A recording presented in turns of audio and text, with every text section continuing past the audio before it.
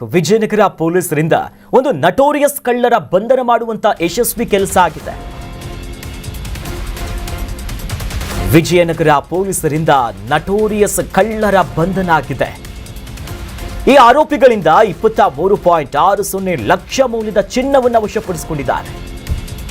A1 ನಹೀಮ್ Pasha alias Pintu ಅಂತೆ ಆತನ ಹೆಸರು. A2 Mudasir alias Imran alias ಕೋಳಿಯ ಬಂಧನ.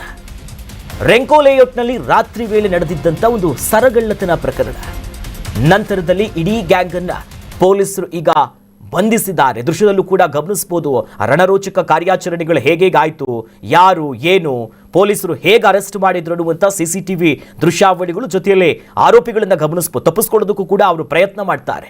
ವಿಜಯನಗರ ಪೊಲೀಸರು ಅರೆಸ್ಟ್ ಮಾಡಿದರೆ ಸುಮಾರೊಂದು 23,60,000 ಮೌಲ್ಯದ ಚಿನ್ನವನ್ನು ವಶಪಡಿಸಿಕೊಂಡಿದ್ದಾರೆ.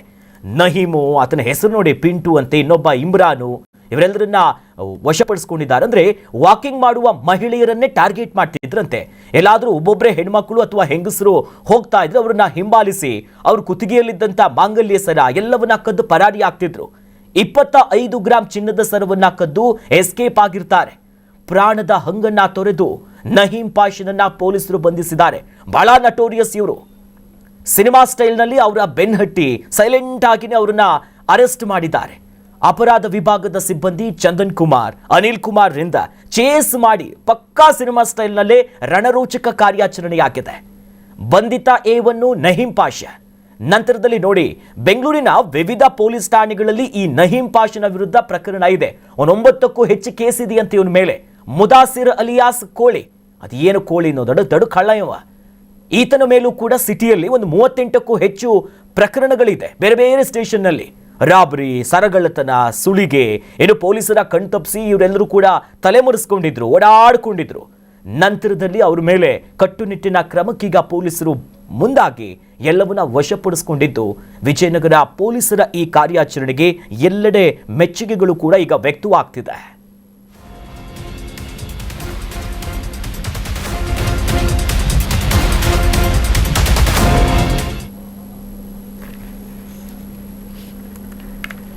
ನೀವು ಒಬ್ಬೊಬ್ಬರು ಕೂಡ ವಿಭಿನ್ನತೆ ಅವರನ್ನು ಗಮನಿಸ್ಬೋದು. ಎಷ್ಟು ಹೆಂಗಿದ್ದಾರೆ ಅವರು, ಮೈಂಡ್ಸೆಟ್ಗಳು ಏನಿರ್ಬೋದು. ಒಂಟಿ ಹೆಣ್ಣುಮಕ್ಕಳು ರೋಡಲ್ಲಿ ಯಾರೂ ಇಲ್ಲ ಅಂದಾಗ ಅವರು ನೀಟಾಗಿ ಫಾಲೋ ಮಾಡ್ತಾರಂತೆ. ಇದಕ್ಕೆ ಹೆಚ್ಚಿನ ಡೀಟೇಲ್ಸ್ಗಳನ್ನ ಕೊಡ್ತಾರೆ ನಮ್ಮ ಪ್ರತಿನಿಧಿ ಸಂಜಯ್. ದೂರವಾಣಿ ಸಂಪರ್ಕದಲ್ಲಿ ಜಾಯ್ನ್ ಆಗಿದ್ದಾರೆ. ಸಂಜಯ್, ಈ ಕಾರ್ಯಾಚರಣೆ ಹೇಗೆ ಸಾಕ್ತು? ಎಷ್ಟು ಪ್ರಮಾಣದ ವಸ್ತುಗಳನ್ನು ಈಗ ವಶಪಡಿಸಿಕೊಂಡಿದ್ದಾರೆ? ಎಷ್ಟೆಷ್ಟು ಕೇಸ್ ಇತ್ತಂತೆ? ಇವ್ರ ಹಿನ್ನೆಲೆಗಳು ಏನು ಅಂತ?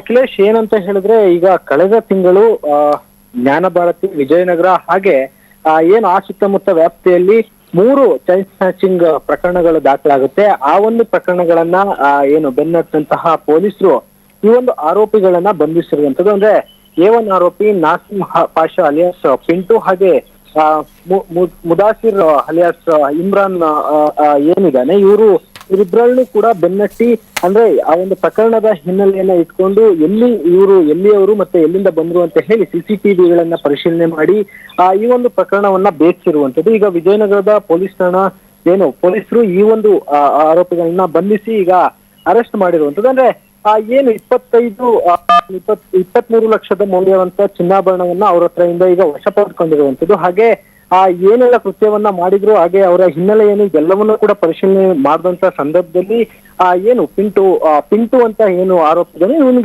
ಇವನ ಮೇಲೆ ಸಾಕಷ್ಟು ಏನು ಕೇಸ್ ಕೊಡಿರುವಂತದ್ದು. ಮತ್ತೆ A2 ಆಗಿರುವಂತಹ ಏನು A1 ಆಗಿರುವಂತಹ ನಾಸಿಮ್ ಪಾಷಾ ಮೇಲೂ ಕೂಡ ಸಾಕಷ್ಟು ಕೇಸ್ಗಳಾಗಿರುವಂತದ್ದು. ಅದಲ್ಲದೆ ಈ ಒಂದು ವ್ಯಕ್ತಿಗಳು ಇಬ್ಬರು ಕೂಡ ರೌಡಿ ಶೀಟರ್ ಅಂತ ಕೂಡ ಕಂಡು ಬರ್ತಾ ಇರುವಂತದ್ದು. ಅಂದ್ರೆ ಏನು ಯಾರು ನಾಸಿಮ್, ಅವನ ಮೇಲೆ 9 ಠಾಣೆಯಲ್ಲಿ ಕೇಸ್ಗಳು ದಾಖಲಾಗಿದ್ರೆ, ಮುದಾಸಿರ್ ಅಂತ ಏನು A2 ಆರೋಪಿ ಇದ್ದಾನೆ, ಆ ಒಂದು ವ್ಯಕ್ತಿಯ ಮೇಲೆ ಒಟ್ಟು 38 ಪೊಲೀಸ್ ಠಾಣೆಯಲ್ಲಿ ಈಗ ಪ್ರಕರಣ ದಾಖಲಾಗಿರುವಂತದ್ದು. ಸೊ ಅವೆಲ್ಲವನ್ನು ಕೂಡ ಈಗ ಪರಿಶೀಲನೆ ಮಾಡಿ ಅವರ ಮೇಲೆ ಒಂದಿಷ್ಟು ತನಿಖೆಯನ್ನ ಮಾಡ್ತಾ ಇರುವಂತದ್ದು. ಅಂದ್ರೆ ಯಾವ ಪ್ರಕರಣದಲ್ಲಿ ಎಷ್ಟೆಷ್ಟು ಕಳತನವನ್ನ ಮಾಡಿದ್ರು, ಮತ್ತೆ ಎಲ್ಲಿ ಏನೆಲ್ಲ ಪ್ರಕರಣವನ್ನ ಮಾಡಿದ್ದಾರೆ ಅಂತ ಹೇಳಿ ಬಂಧಿಸಿ ಈಗ ವಿಚಾರಣೆಯನ್ನ ಮಾಡ್ತಾ ಇರುವಂತದ್ದು. ಹಾಗೆ 15ಕ್ಕೂ ಹೆಚ್ಚು ಠಾಣೆಗಳಲ್ಲಿ NBW ಅನ್ನ ಹಾಕಿರುವಂತದ್ದು. ಅಂದ್ರೆ ಎಲ್ಲಿ ಸಿಗ್ತಾರೆ ಅಲ್ಲಿ ಅರೆಸ್ಟ್ ಮಾಡುವಂತಹ ವಾರೆಂಟ್ ಅನ್ನು ಕೂಡ ಹಾಕೊಂಡು ಕಾಯ್ತಿದ್ದಂಥದ್ದು. ಈ ಒಂದು ಏನು ಆರೋಪಿಗಳನ್ನ ಯಾರು ಅಂದ್ರೆ ವಿಜಯನಗರದ ಪೊಲೀಸ್ ಠಾಣೆ ಸಿಬ್ಬಂದಿಗಳಾದಂತಹ ಚಂದನ್